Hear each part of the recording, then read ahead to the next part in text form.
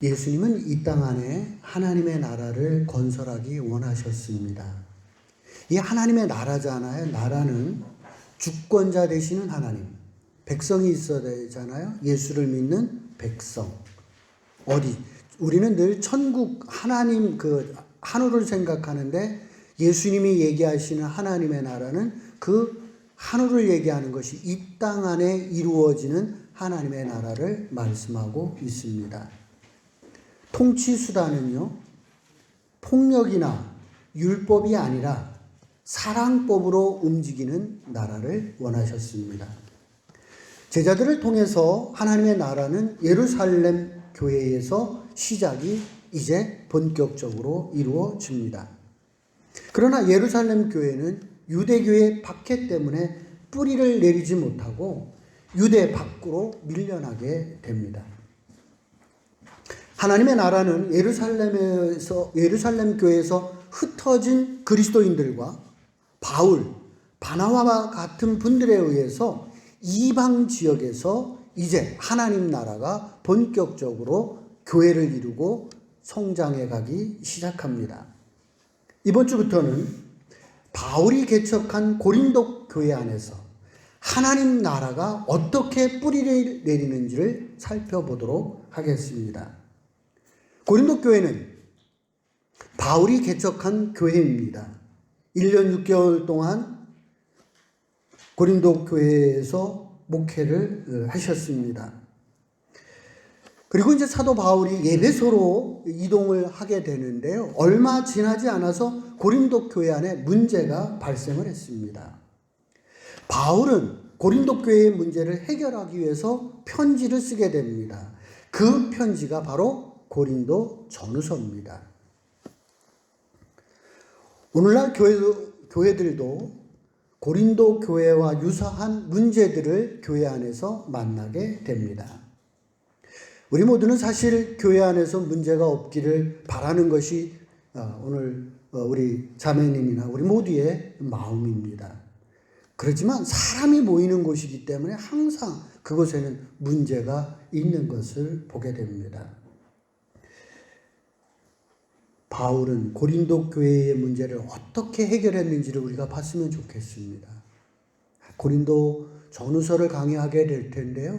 어떻게 이 문제, 심각한 문제를 어떻게 바울은 해결해 가는지를 여러분들이 어떤 해답을 얻어가는 시간이 되었으면 좋겠습니다. 또한 지금 우리 사회에서 발생되고 있는 여러 가지 문제가 있습니다. 동성애 문제, 난민 문제, 이슬람 문제, 이런 문제 등은 또 우리가 어떻게 교회가 대처해야 되는지, 이런 문제에 우리가 어떻게 해야 되는지도 이 고린도 전후서를 통해서 여러분들이 우리가 이렇게 대처해야겠구나 하는 해법을 여러분 스스로가 얻어가는 시간들이 되기를 원합니다. 그러면 먼저 고린도 교회의 설립 과정을 한번 살펴보도록 하겠습니다.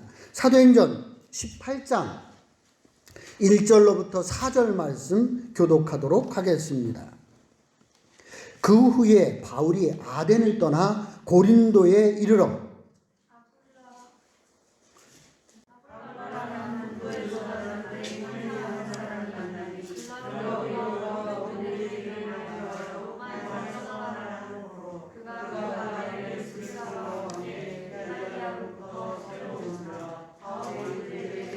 생업이 같으므로 함께 살며 일을 하니 그 생업은 천막을 만드는 것이더라.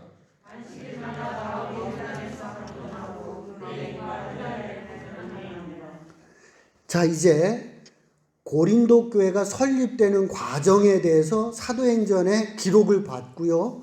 여러분들 주보 앞에 지도를 봐주시기 바랍니다. 사도 바울이 2차 선교 여행을 떠난 지도입니다. 드로아 찾아보시기 바랍니다. 드로아에서 지금 본도를 거쳐서 지금 우크라이나, 러시아 쪽으로 바울이 가기를 원했었습니다. 그런데 어디에서 손짓을 하는 것이 오느냐면 마게도냐 쪽에서 손짓을 하는 것을 경험하게 됩니다. 그래서 사도 바울이 이 본도 우크라이나 쪽으로 올라가는 것이 아니라 어디로 가냐? 마게도냐, 빌립보로 갑니다. 빌립보 동그라미 치십시오. 그 다음에 데살로니카로 갑니다. 그 다음에 어디로 가냐면 아덴, 우리가 얘기하는 아테네로 가게 됩니다. 그 다음에 바로 이야기하는 고린도로 오게 되었고, 이곳에서 사도 바울이 전도를 하게 됩니다. 이것이 2차 선교 여행에서 사도 바울이 고린도 교회를 세우는 하나의 과정이 되겠습니다. 이제 사도 바울이 이 아덴에 도착했을 때요. 아덴에 도착했을 때 어떤 일이 있었느냐 하면, 이미 그 아덴에는 에피쿠로스 학파하고 그 다음에 스토아 철학자들이 학파가 있을 만큼 철학이 왕성했습니다. 그러니까 소크라테스가 BC 470년경쯤에 태어나거든요. 이게 예수님보다 한 400년 전에 태어났어요, 소크라테스가. 그래서 지금 이 아덴 아테네는요, 철학이 아주 꽃을 피우고 있었습니다. 그래서 철학이 아주 문화가 풍성해진 그곳이 바로 아덴, 우리가 얘기하는 아테네입니다. 이제 우리가 로마가 그리스 아테네를 이제 멸망시키잖아요. 그런데 로마는 이 그리스의 문명을 그대로 받아들입니다. 그래서 그리스의 그 문화하고 철학, 이런 것들은 로마에 의해서 전 세계로 퍼져가게 됩니다. 이것은 제가 이제 고린도 후서를 강의할 때 좀 더 자세하게 설명할 것입니다. 자, 이렇게 해서 이제 사도 바울이 어디로 내려오느냐 하면, 아덴 한번, 두 번째 그림 한번 봐주십시오. 주보 안에를 봐주세요. 이게 아테네 신전이 있는 곳이에요. 이곳에서 사도 바울이 복음을 전하기 시작합니다. 그런데 이 아테네에서 사도 바울이 복음을 전했는데 큰 성과를 얻지 못했습니다. 지금 바울은 빌립보, 데살로니카, 베레아 이런 곳에 갈 때, 거기에 가서 전도를 할 때마다 다 교회가 세워졌어요. 그런데 유독 이 아테네에서 전도했을 때는 교회를 세우지 못합니다. 몇몇 사람만 전도를 하는 것에 그쳤지 교회를 이룰 정도가 되지 못합니다. 고린도에 와서 사도 바울이 왜 이런 일이 생겼을까를 나름대로 분석해 보지 않았겠어요? 그리고 사도 바울이 여기서 고린도에서 결단을 딱 합니다. 뭐라고 결단을 하느냐 하면은, 나는 이후로는 십자가의 복음 외에는 전하지 않겠다. 막 철학이니 이런 거를 겸해서 전하지 않겠다. 오직 나는 복음만을 전하겠다. 왜냐하면 지금 아덴에서 실패한 거는 철학적인 그런 거에 막 맞춰서 뭐를 전해보려고 그랬거든요. 근데 도리어 그것이 힘을 발휘하지 못했습니다. 그래서 그래, 이 복음에는, 복음의 능력은 십자가 예수만을 전할 때 복음의 능력이 나타난다 라고 생각을 해서 아덴에서의 실패를 경험 삼아 가지고 복음만을 전하는, 십자가를 전하는 바울이 됩니다. 그래서 바울 서신 전체에 나타나는 모든 글에는 뭐가 나타나냐면 십자가의 복음만이 기록되어지는 계기를 어디서 마련되었느냐면 아덴에서 마련하게 되어집니다. 이제 다음으로 가는 지역이 고린도입니다. 고린도 보시기 바랍니다. 고린도 지도를 봐주시기 바랍니다. 이제 고린도로 바울이 왔습니다. 근데 이제 무슨 문제가 발생됐느냐 하면, 디모데가 어디에 있느냐 하면 데살로니카에 남아 있습니다. 그러니까 아덴에도 없고 자기 혼자서 이 고린도에 온 거예요.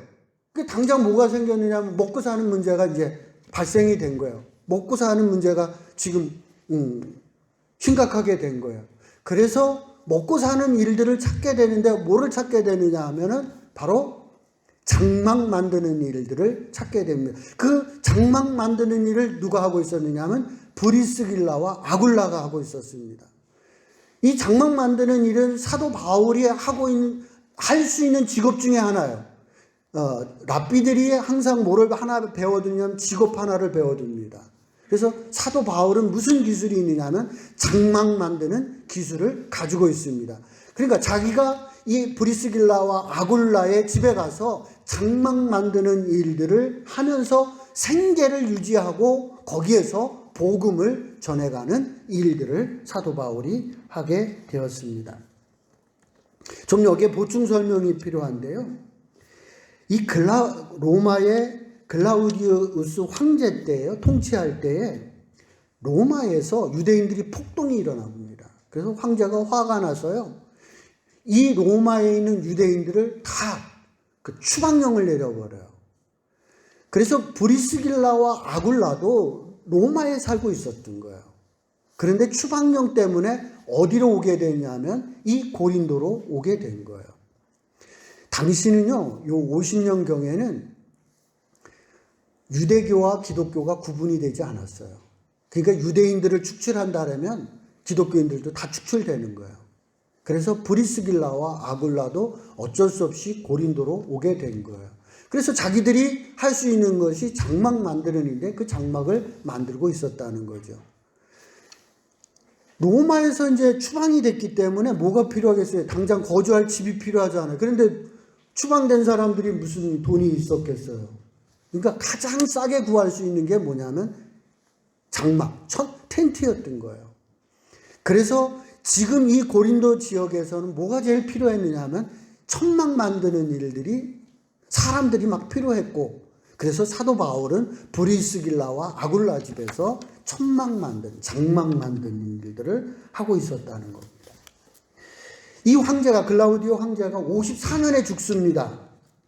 그래서 브리스길라와 아굴라는요, 다시 로마로 되돌아갑니다. 그래서 우리 로마서의 끝부분에 가면 브리스길라와 아굴라에게 문안하라고 그래요.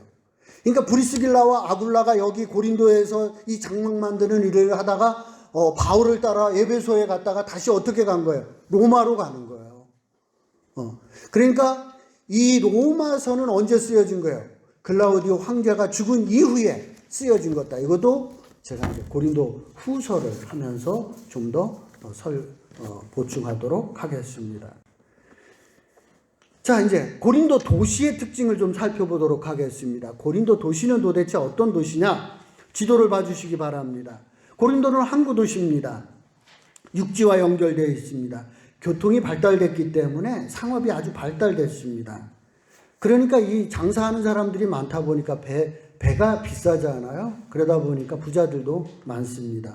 근데 지금 피난민도 있잖아요. 그러니까 이 고린도 지역은 부자와 아주 가난한 사람들이 빈부의 차가 아주 큰 동네가 바로 고린도 도시의 특징입니다.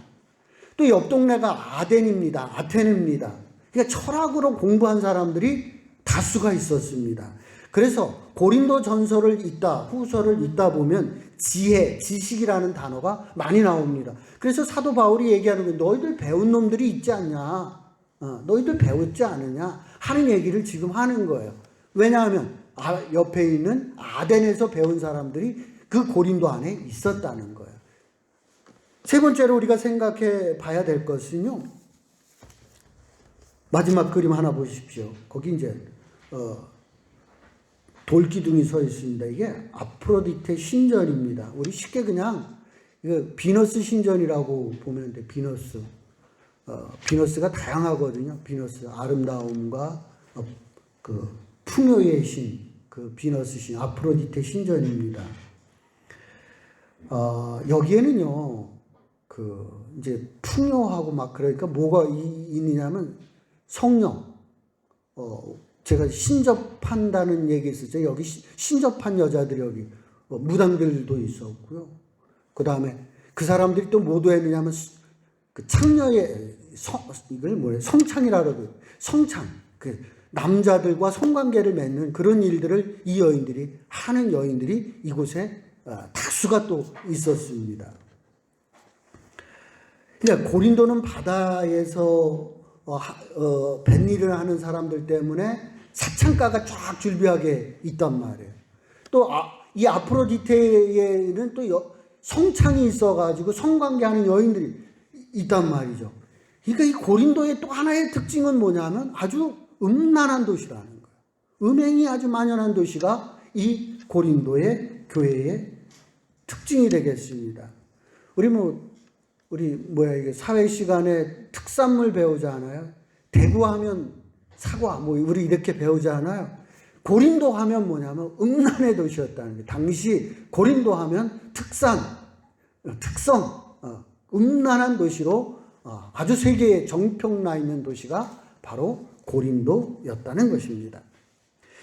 자, 이런 고린도에서 전도하는 것이 쉽지 않았을 것 같아요. 느낌상. 근데 이상합니다.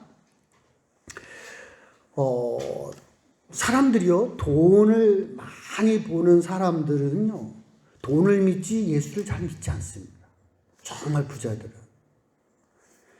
또 학식이 많은 사람은 똑똑해서 또 예수를 잘 믿지 않습니다. 음란한 사람들은요, 그 쾌락을 즐기기 위해서 예수를 믿지 않습니다. 그 고린도 지역이 꼭 그렇잖아요. 지금 돈도 많고 배운 사람도 있고, 타락한 도시고, 그냥 예수 안 믿을 것 같잖아요. 그런데 놀랍게도 여기에서 바울이 평소에는 브리스길라와 아굴레에서 장막을 만들고 안식일날은 회당에 가서 설교를 하고, 또 집은 이제 이후에 어디에 가느냐면 유스도라고 하는 집에 가서 다시 생활을 하게 됩니다. 그래서 1년 6개월 동안 이곳에 머물게 되는데, 교회가 그러니까 많은 전도의 열매를 이 고린도에서 맺게 됩니다. 그래서 바울은 이곳에서요, 이 고린도에서 첫 번째 서신인 데살로니가 전서를 써서 데살로니카에 보냅니다. 왜냐하면 데살로니카에서 너무 빨리 왔기 때문에 제대로 전하지를 못했어요. 가르치질 못했어요. 그래서 데살로니가 전서를 제일 먼저 써서 데살로니가 교회에 보내게 됩니다.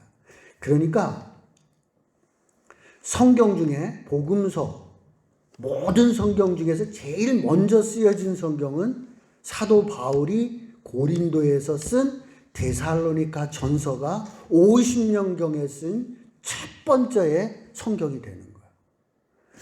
모든 성경들은 다 그 이후에 쓰여진 거예요.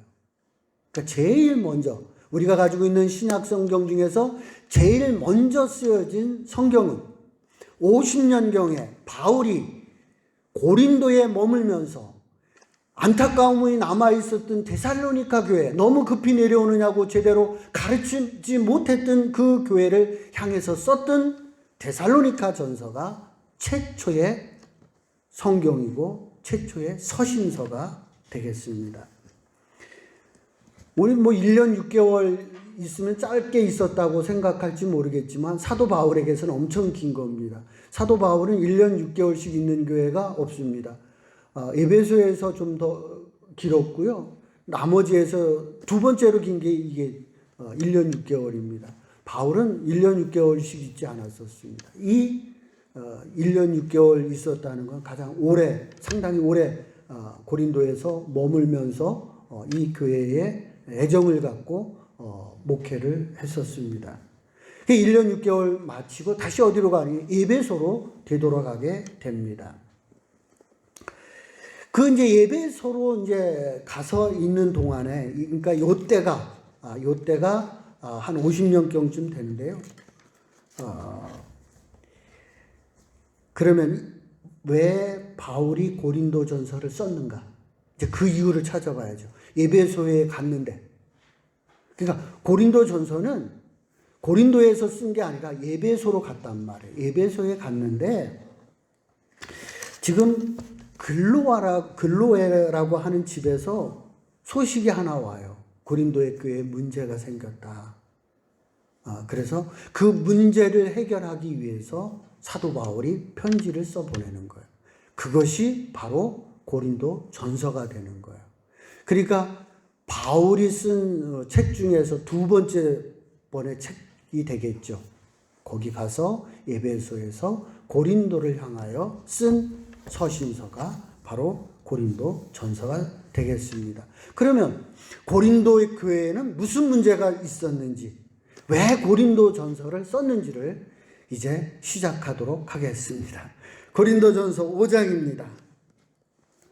1절로부터 10절 말씀 교독하도록 하겠습니다. 너희 중에 심지어 음행이 있다 함을 들으니 그런 음행은 이방인 중에서도 없는 것이라. 누가 그 아버지의 아내를 취하였다 하는도다.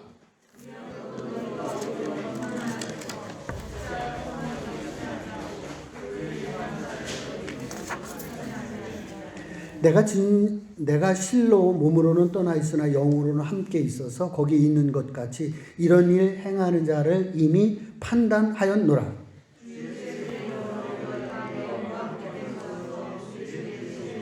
이런 자를 사탄에게 내주었으니 이는 육신은 멸하고 영은 주 예수의 날에 구원을 받게 하려 함이라.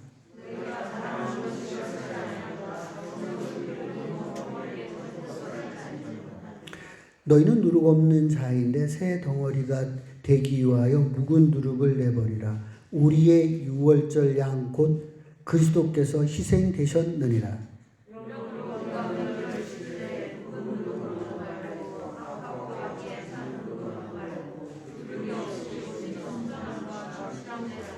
내가 너에게 쓴 편지에 음행하는 자들을 사귀지 말라 하였거니와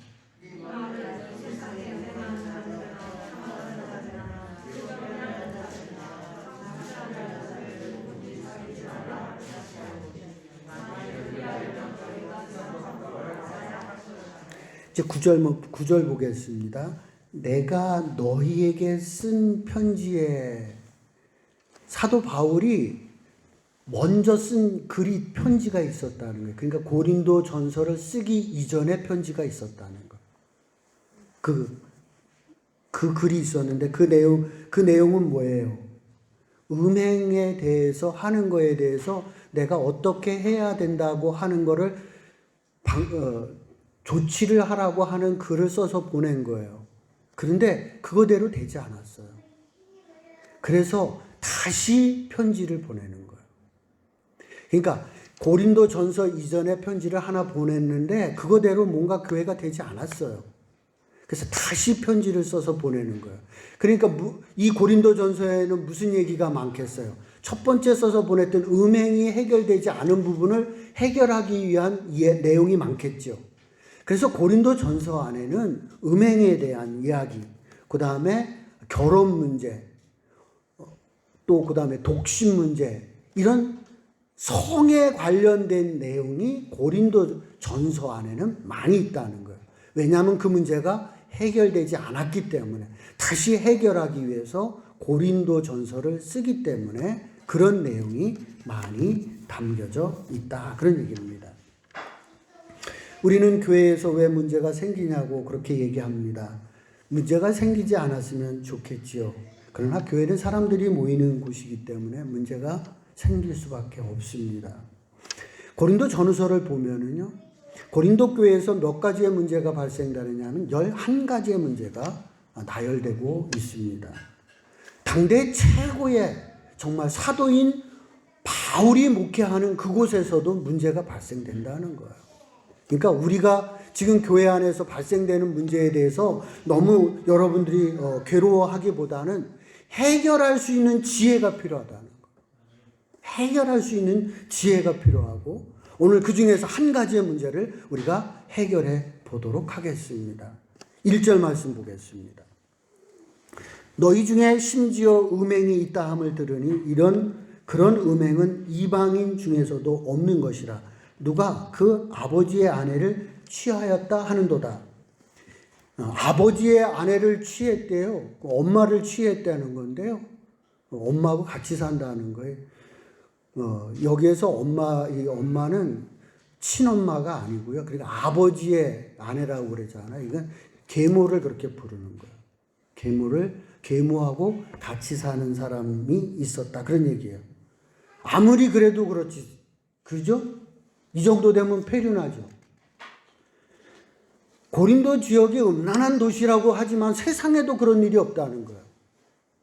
음란하다고 하는 그 도시에도 이렇게 폐륜화가 없는데 교회 안에 그런 아이가 있는데 너희들이 그를 지금 수용하고 있다는 거야.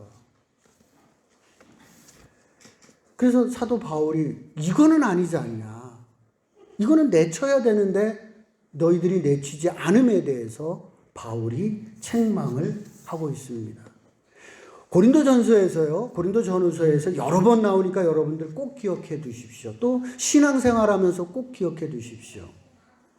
교회에서에도 도덕성이 있다는 거예요. 그 도덕성이 사회보다 위에 있어야 된다는 거예요. 교회가 만약에 이러한 페류나를 갖다가 그냥 두면 세상 사람들이 뭐라고 그러겠어요? 교회를 갖다가 뭐라고 그러겠어요? 다 흉본단 말이에요. 그러니까 교회의 도덕성은 사회보다 위에 있어야 된다. 바울은 음행한 사람을 문제 삼는 것이 아니라 음행이 죄라고 하는 부분을 지적하고 있는 것입니다. 배림적 행동을 했다 치면 모든 전체 앞에서 어떻게 해야 되겠어요? 자신이 회개하고 돌아오면 수용해야 되겠죠. 근데 지금 본문을 읽어보면 그는 자랑하고 있어요. 교만해져 있어요. 교만해 있어요, 도리어. 교만해가지고 교회를 갖다가 우지자지하고 있단 말. 이거는 아니죠. 그렇게 두면 안 된다는 거예요. 회개하고 돌아온다면 수용해야 되지만 지금 교만해서 자랑하고 다니니 그 사람은 내쳐야 맞는 것이 아니냐 라고 바울이 책망하고 있는 것입니다. 6절을 말씀을 보겠습니다. 쫓아내야 되는 이유에 대해서 설명하고 있습니다. 적은 누룩이 온 덩어리에게 영향을 미친다는 겁니다. 이 사람을 그냥 두면 이 사람 때문에 다른 사람에게까지 영향이 되고 또한 이 사람 때문에 세상으로부터 교회가 욕을 먹기 때문에 이 사람은 반드시 내쳐야 된다고 바울은 말씀하고 있습니다. 우리 감자를 보면요. 주부들은 잘 아실 거예요.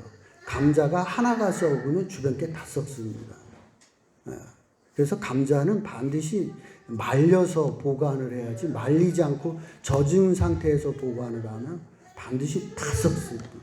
그러니까 하나 때문에 전체가 썩는다는 거예요. 누룩이 적은 양이 들어간단 말이죠. 그런데 빵 전체를 갖다가 부풀리는 영향력을 행사한다는 거예요. 선한 영향력은 그렇게 강한 전파력이 없습니다.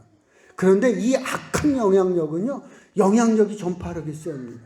코로나만큼 세요. 코로나만큼 세요. 악한 게 그런 거예요. 그래서 반드시 이런 부분은 제해 버려야 된다고 바울이 말씀을 하고 있습니다.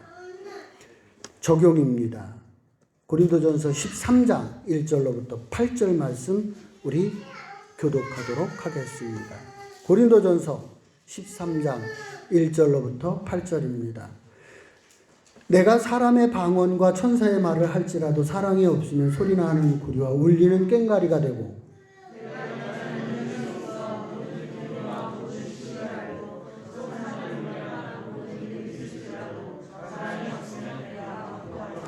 내가 내게 있는 모든 것으로 구제하고 또 내 몸을 불사르게 내어줄지라도 사랑이 없으면 내게 아무 유익이 없느니라.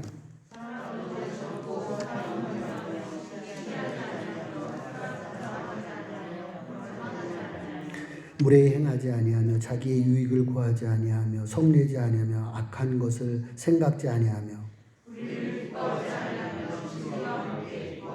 모든 것을 참으며 모든 것을 믿으며 모든 것을 바라며 모든 것을 견디느니라.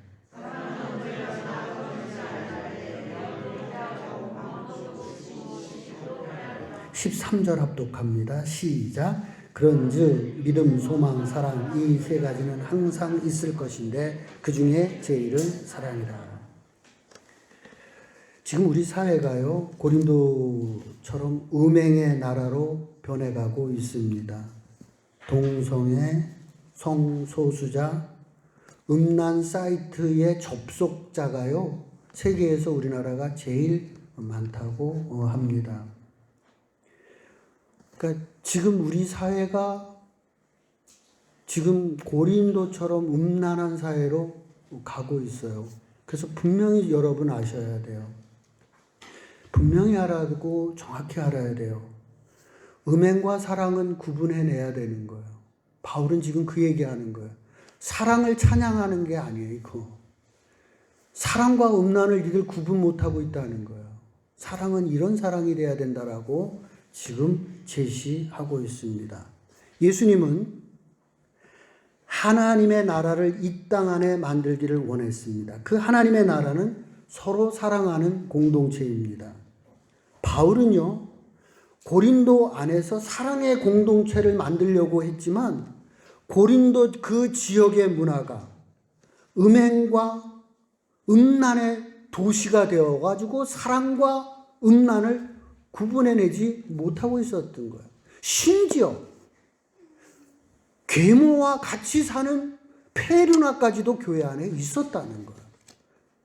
이렇게 되면 교회가 곤란해진다는 거예요. 이러면 안 된다는 거예요. 이래서는 교회가 절대로 되지 않는다라고 바울은 말씀을 하고 있습니다. 그래서 사도 바울은 구체적인 적용이에요. 어떻게 사랑해야 되는 거냐? 그 사랑에 대해서 예수님이 말씀하신 그 서로 사랑하는 것이 구체적으로 어떤 것이냐를 지금 이 고린도전서 13장에서 제시를 하고 있습니다. 4절부터 보겠어요. 15가지예요. 자, 펜을 가지고 동그라미를 쳐보세요. 나는 이 중에 몇 가지를 완성시켰는지 잘하고 있는지 한번 보시기 바랍니다. 첫 번째, 사랑은 어떻게 한다고요? 사랑은 시기하지 아니하며 사랑은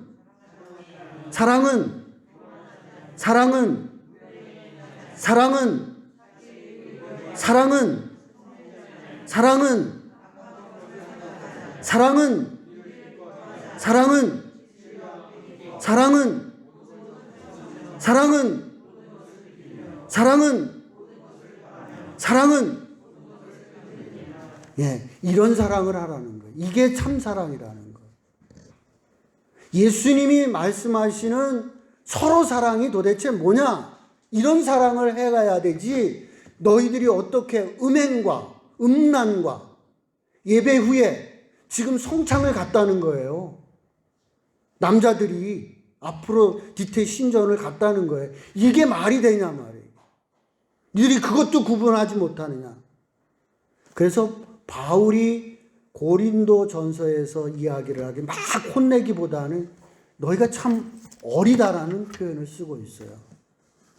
구분을 하지 못하는구나 라고 하는 말씀을 하고 있습니다. 자, 여러분 오늘 사랑에 대한 고린도 전서에 대한 우리 그 아름다운 이야기가 아니라고 하는 이야기 전해드렸어요. 다시 4절부터 보시고요. 집에 가서 실천하십시오. 15가지입니다. 최소한 5가지는 완성을 시키고요.